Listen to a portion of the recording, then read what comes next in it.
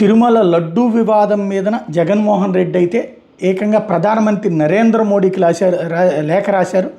TTD laddu తయారీ మీద CM Chandrababu చేసిన ఆరోపణలో నిజానిజాలు వెలికి తీయాలి, వ్యవహారాన్ని జాగ్రత్తగా చూడకపోతే పరిస్థితులు దిగజారే ప్రమాదం ఉంది.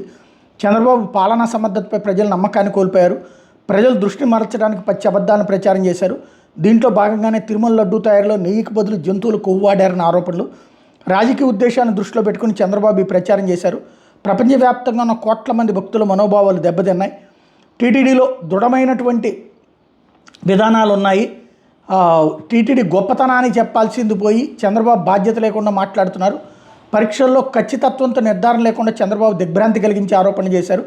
కేఎంఎఫ్ నందిని నెయ్యిపైన అబద్ధాలే చెప్తున్నారు.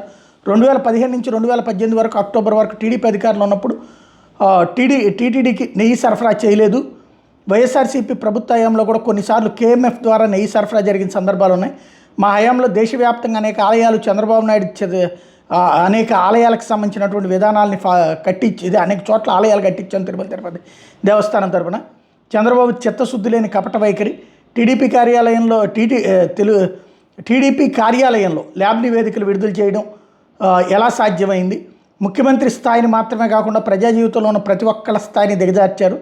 చంద్రబాబు నాయుడు తీవ్రంగా మందలించాల్సిన అవసరం ఉంది. దీంతోపాటు నిజానిజాలను వెలుగులోకి తీసుకురావడం అత్యవసరం. చంద్రబాబు నాయుడు సృష్టించిన అనుమానాలను నివృత్తి చేయాలి. తిరుమల తిరుపతి దేవస్థానం పవిత్రతపై భక్తుల విశ్వాసాన్ని పునరుద్ధరించడానికి ఇది సహాయపడుతుంది. ఇది తాజాగా జగన్ నరేంద్ర మోడీకి రాసిన లేఖ.